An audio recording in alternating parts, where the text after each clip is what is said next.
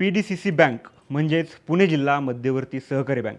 ही bank Pune जिल्ह्याच्या राजकारणातली आणि सहकार क्षेत्रातली महत्त्वाची संस्था आहे.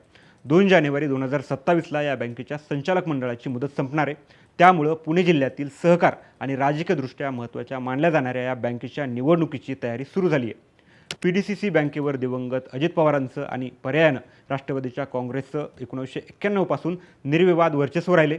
पण आता RBIच्या एका नियमामुळं राष्ट्रवादीच्या दिग्गज नेत्यांना ही निवडणूक लढवता येणार नाही आहे.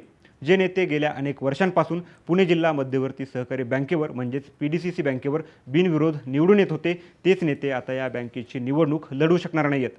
राष्ट्रवादीचे मातब्बर नेते निवडणुकीच्या रिंगणातून बाहेर पडल्यामुळं याचा फायदा भाजपला होणार असल्याचं बोललं जात आहे. RBIचा असा कोणता नियम आहे ज्यामुळे राष्ट्रवादीच्या दिग्गज नेत्यांना निवडणुकीबाहेर फेकले गेले? कोणत्या नेत्यांना PDCC बँकेच्या संचालक मंडळाची निवडणूक लढवता येणार नाही आहे आणि याचा सगळ्यात मोठा फायदा भाजपला कसा होणार आहे? सगळं सविस्तर जाणून घेऊ या व्हिडिओच्या माध्यमातून. नमस्कार, मी संतोष. तुम्ही पाहताय थोडक्यात. PDCC बँकेच्या संचालक मंडळाची मुदत 2 जानेवारी 2027 पर्यंत संपणार आहे. त्यामुळं 5 महिन्यांवर येऊन ठेपलेल्या निवडणुकीची तयारी अनेक इच्छुकांनी सुरू केली आहे. या बँकेवर गेल्या 30 ते 35 वर्षांपासून राष्ट्रवादी काँग्रेसचं एक हाती वर्चस्व राहिले. नेमकं साल सांगायचं झालं तर 1991 पासून आतापर्यंत PDCC बँक राष्ट्रवादीचा गड राहिली आहे. दिवंगत नेते अजित पवार स्वतः या बँकेच्या अध्यक्षपदी जवळपास 32 वर्षे राहिलेत.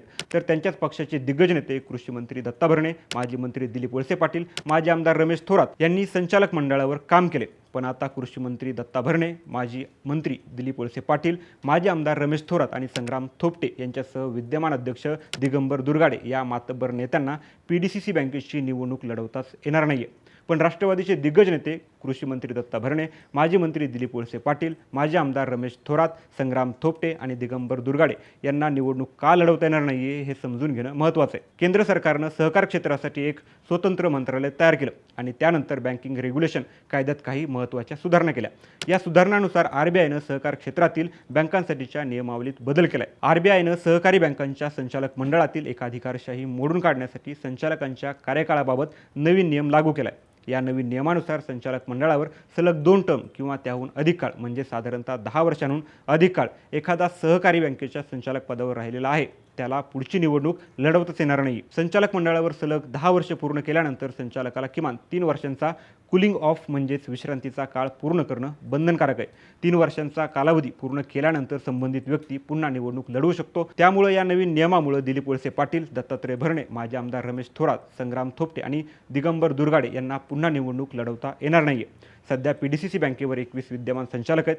दिलीप वळसे पाटील, दत्तात्रय भरणे, माजी आमदार रमेश थोरात, संग्राम थोपटे आणि दिगंबर दुर्गाडे यांना पुन्हा निवडणूक लढवता येणार नसली तरी पुरंदरचे माजी आमदार संजय जगताप, शिरूरचे माजी आमदार अशोक पवार, खेड आळंदीचे माजी आमदार दिलीप मोहिते यांना पुन्हा निवडणूक लढण्याची संधी आहे. आता थोडी या बँकेची राजकीय पार्श्वभूमी बघू. पुणे जिल्हा मध्यवर्ती सहकारी बँक ही महाराष्ट्रातल्या सर्वात प्रभावशाली जिल्हा बँकांपैकी एक मानली जाते. या बँकेवर गेल्या अनेक निवडणुकांमध्ये राष्ट्रवादी काँग्रेसचं विशेषतः दिवंगत नेते अजित पवारांच्या मर्जीतल्या नेत्यांचं निर्विवाद वर्चस्व राहिले. 2022च्या निवडणुकीत राष्ट्रवादी काँग्रेसच्या पॅनलनं 21 पैकी साधारणतः 17 जागा जिंकल्या होत्या, तर काँग्रेस आणि भाजपनं प्रत्येकी 2 जागा जिंकल्या होत्या. त्यामुळं पुणे जिल्हा मध्यवर्ती सहकारी बँकेवर अजित पवारांचंच प्राबल्य राहिलेलं दिसून येते. या बँकेवर राष्ट्रवादीचं वर्चस्व राहिल्यानं जिल्ह्यातील सहकार क्षेत्रावर आणि पर्यायानं राजकारणावरही अजित पवारांची चांगली पकड होती. राष्ट्रवादीची 2 शकलं झाल्यानंतरही सहकारातील अनेक नेते, या बँकेच्या संचालक मंडळातील अनेक नेते हे अजित पवारांसोबत राहिले. त्यामुळं PDCC बँक आणि या बँकेचा पुणे जिल्ह्याच्या राजकारणावर मोठा प्रभाव असल्याचं बोललं जाते. दिलीप वळसे पाटील, दत्तात्रय भरणे, दिलीप मोहिते यांसारखे नेते अनेकदा बिनविरोध निवडून यायचे, कारण त्यांच्या तालुक्यांमध्ये त्यांची पकड इतकी मजबूत होती की समोर उमेदवारच मिळायचा नाही.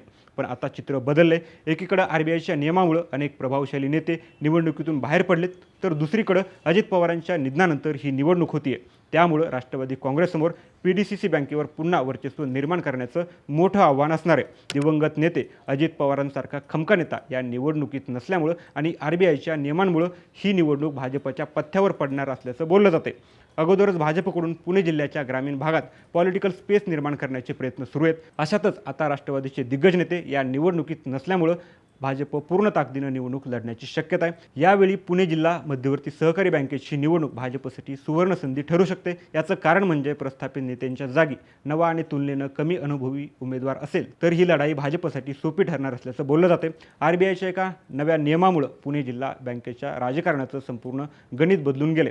दिलीप वळसे पाटील, दत्तात्रय भरणे सारख्या दिग्गज नेत्यांना निवडणूक लढवता येत नसल्यामुळे आता संबंधित नेत्यांनी वारसदारांचा शोध घ्यायला सुरुवात केली आहे। आता पीडीसीसी बँकेच्या निवडणुकीत कुटुंबातीलच व्यक्तींना संधी दिली जाते की विश्वासू साथीदारांना निवडणुकीच्या आखाड्यात उतरवलं जातं, याकडे संपूर्ण पुणे जिल्ह्याचं लक्ष लागून आहे। त्यामुळं पुणे जिल्ह्याच्या सहकार क्षेत्रातलं हे राजकारण नेमकं कोणत्या दिशेनं जाईल?